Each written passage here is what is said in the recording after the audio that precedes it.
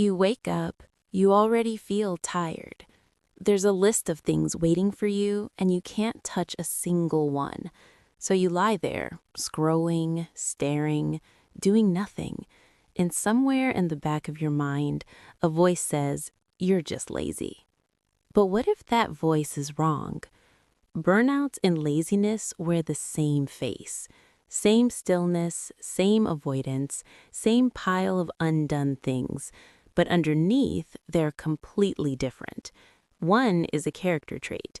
The other is what happens when a person has been running on empty for far too long and finally stopped. If you've been hard on yourself lately, stay with this for a few minutes. If this is the kind of content you find yourself coming back to, subscribing to Mind Blossom might be worth it. We cover the things that are hard to say out loud, and we'd love to have you around. Number 1, you didn't always feel this way.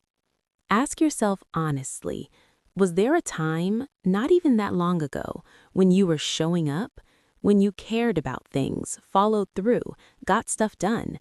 If the answer is yes, that memory is important. Laziness doesn't have a before. It's consistent. It doesn't arrive one day and take over. Burnout does. It creeps in slowly, disguising itself until it's everywhere. If you can remember a version of yourself who was different, what you're carrying now isn't who you are. It's what happened to you. Number 2, resting doesn't actually help. You sleep and wake up exhausted. You take a day off and spend it feeling guilty about taking a day off. You sit still and your mind refuses to follow. That right there is one of the quietest signs of burnout and one of the most overlooked. Real rest for a truly lazy person feels easy, comfortable, guilt-free. But burnout corrupts rest. Your body stops, but the weight doesn't. If your days off feel more like hiding than healing, pay attention to that. Number 3, your emotions are louder than usual. Small things are landing harder than they should. Someone's tone of voice, a message left unread, a plan that changed last minute. You're snapping, shutting down, or tearing up over things that wouldn't have touched you before. That's not you being dramatic. That's your nervous system telling you it has nothing left to buffer with. Burnt out people are running on fumes, and fumes don't absorb impact. Lazy people, interestingly, tend to be unbothered. The irritability is a clue worth taking seriously. Number 4, things you loved have gone quiet. There was something, a creative outlet, a goal, something that once made time disappear, and now even thinking about it feels like weight. Burnout doesn't just drain energy, it reaches into the things that used to restore you and empties those out too.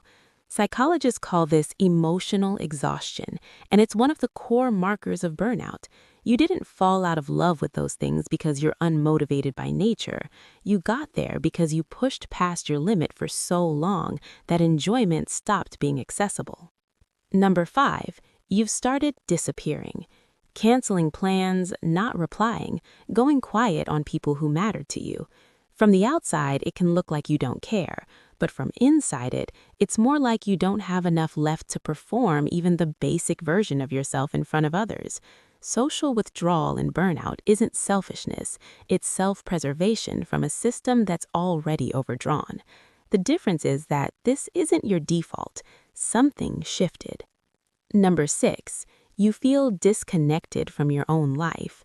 Not just unmotivated, disconnected, like you're watching your days happen rather than living them, like nothing quite lands, nothing quite matters, and you can't fully explain why. This experience, psychologists call it depersonalization, shows up in burnout more than most people realize. It's not weakness, it's what prolonged, unprocessed stress does to the mind when it doesn't get the relief it needs. If any of these felt a little too familiar, please don't sit with that alone. Reach out to a mental health professional who can actually help you understand where you are and how to come back. This video is for educational purposes only and is not a substitute for professional mental health support. And if this resonated, you might want to watch our video on 7 signs you're not being dramatic, you're depressed, because burnout and depression often move together, and being able to name what you're feeling is the first step towards something better. Subscribe to Mind Blossom, a quiet place for your mind, soul, and heart. And if this felt familiar, drop a comment. You're not alone in this.